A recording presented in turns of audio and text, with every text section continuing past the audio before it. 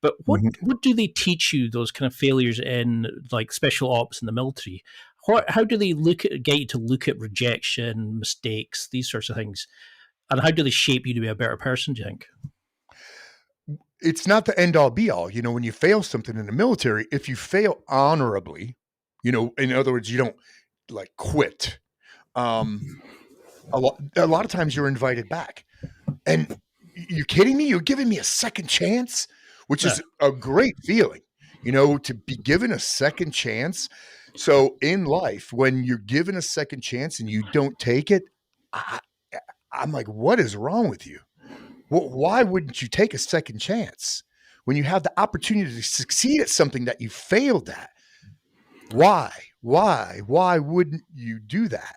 And I was given a second chance at schools that sucked. I mean, they were fucking miserable. I mean, Yep. like I was a toe jumper in jump school. It pulled my bicep into my forearm, broke my ribs, dislocated my shoulder. I got a concussion. But did I want to go back? Hell yeah, I wanted to go back. I mean, that was my first failure. I was 18 years old. But they gave me an opportunity to come back. And then the special forces course was another one. I failed that one. And they said, well, it was like a demerit point system. It wasn't that I failed. I failed with honor. I mean, it wasn't like I cheated or quit or, did something unethical.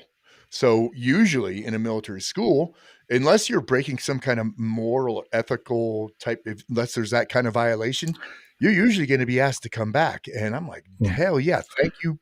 And I am going to come back and I'm going to smoke it next time. I love that part of your mentality. It's that kind of always forward. It's the I want to right any wrong. I'm going to do it again and I'm going to achieve it.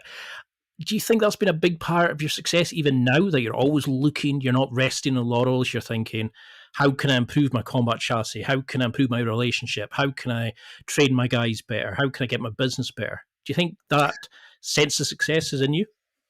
Yeah, I would imagine so. I never thought about it, but you develop a certain mindset, right? When you're like a special ops guy for decades, so you develop a certain mindset that says, it doesn't say stuff like "never quit, drive on," all that corny crap that you hear special ops guys say. Uh, To me, it says that one, life isn't easy.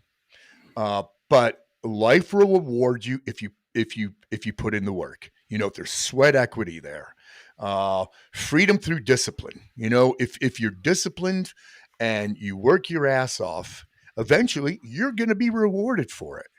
But it requires work, and I like to say that hard work sucks, and not everybody's cut out for it.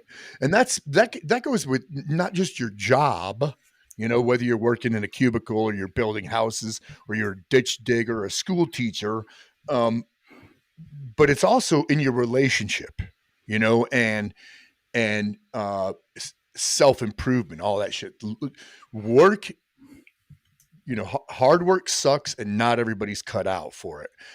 And that's one of the things I kind of live by, that. And it's something I invented. I invented that, that hard work sucks and not everybody's cut out for it. But if you work freaking hard, eventually you are going to be rewarded. And some people have like a bleak outlook, dude, all I do is work my yeah. freaking ass off and there's no light at the end of the tunnel, blah, blah, blah, blah. Well, you're probably stuck in a rut. You're not looking for the next big thing, and maybe you really aren't working your ass off. Maybe you're just in the mix, you're in the grind, you're a cog in the system, and you're not looking to level up. You're not looking for the next best thing. You're just accepting mediocrity.